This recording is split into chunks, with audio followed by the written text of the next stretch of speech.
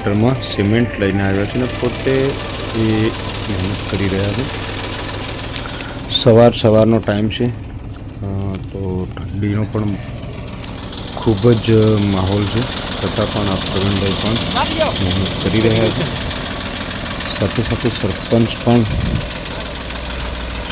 પોતે ટ્રેક્ટર લઈને આવ્યા છે, સિમેન્ટ લઈને, અને ઘણી બધી પ્રવૃત્તિ એવી છે કે સરપંચનો ફાળો ખૂબ જ રહ્યો છે.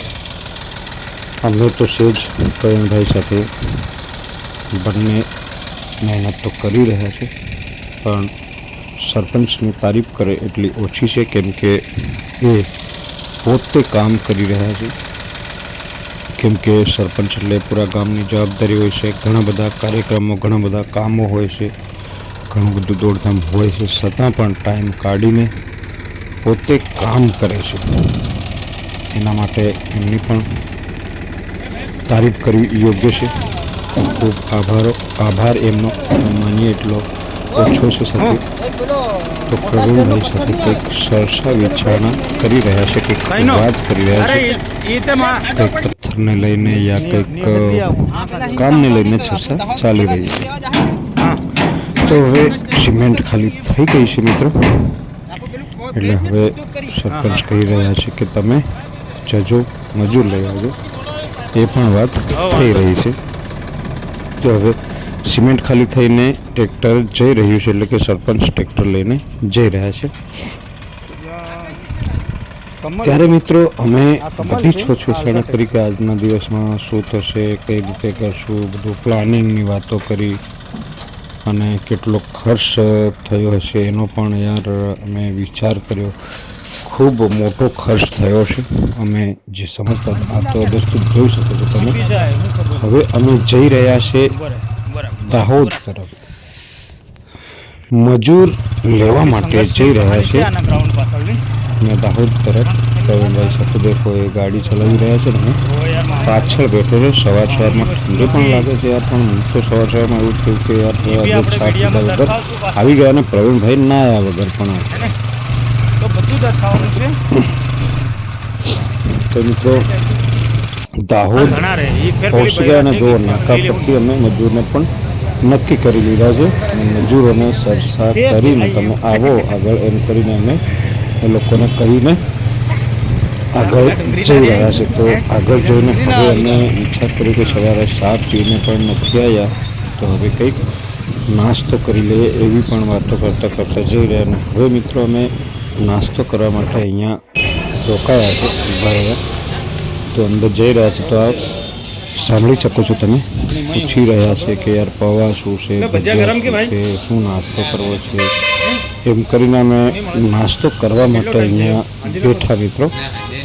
કેમ કે સવારમાં વહેલા જલ્દી આવી ગયા હતા, ચા પીને પણ થયા, એટલે થોડું ઘણું નાસ્તો કરી લેવું સારું. પછી શું છે, દોડધામમાં યાર ખાવા માટે પણ ટાઈમ ના હોય. આજે એવું જોઈ શકો છો તમે, પ્રવીણભાઈ શું કરી રહ્યા ને અમે નાસ્તો કરી રહ્યા છે.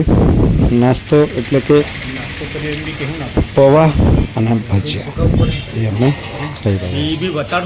ત્યારે ખૂબ ખુશ પ્રવીણભાઈ પણ થઈ રહ્યા છે, અને અમે વાતો કરી રહ્યા કે યાર કઈ રીતનું આયોજન કરીશું, શું હશે.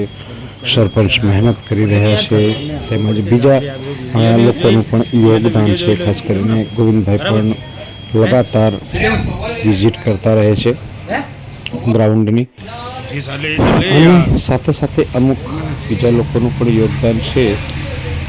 તો એ પણ અમે આ નાસ્તો કરતાં આ બધી વાતો કરી, વિચારણા કરી, અને સાથે કેટલો ખર્ચ થયો હશે, શું હશે એ પણ વિચાર અમે એ પણ વાતો કરી રહ્યા છે બાબતને લઈને. તો સાથીઓ હવે તમે જોઈ રહ્યા છો કે હું નાસ્તો કરી રહ્યો છું. તો મિત્રો અમે હવે નાસ્તો કરી લીધો છે, અને લગભગ નાસ્તો પૂર્ણ થવા આવ્યો છે. એટલે કે હવે અમે પ્રવીણભાઈ કંઈક સોચ્યું જલ્દી કરો એવું કહેતા હતા. લગભગ એમને નાસ્તો કરી લીધો, એમને નાસ્તો કરી લીધો, મારો નાસ્તો ચાલુ છે, પણ એ મને કહે છે કે યાર જલ્દી કરો યાર, જરા ફટાફટ આપણે જવાનું છે. એટલે હવે અમે નાસ્તો કરીને બહાર બિલ ચૂકવવા માટે ઊભા છે. જોઈ શકો છો પ્રવીણભાઈ બિલ આપી રહ્યા છે.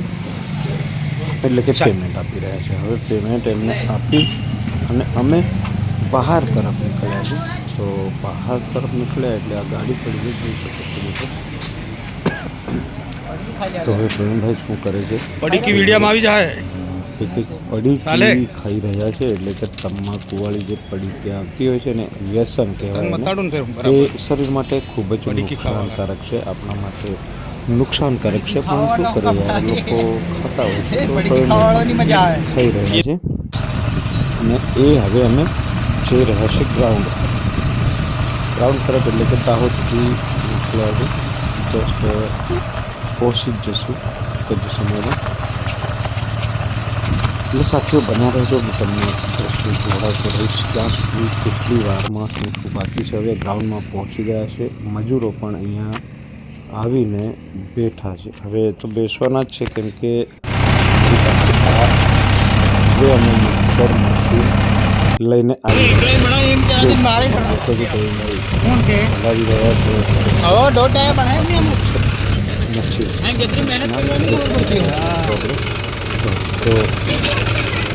ટેન્કર લાવવાનું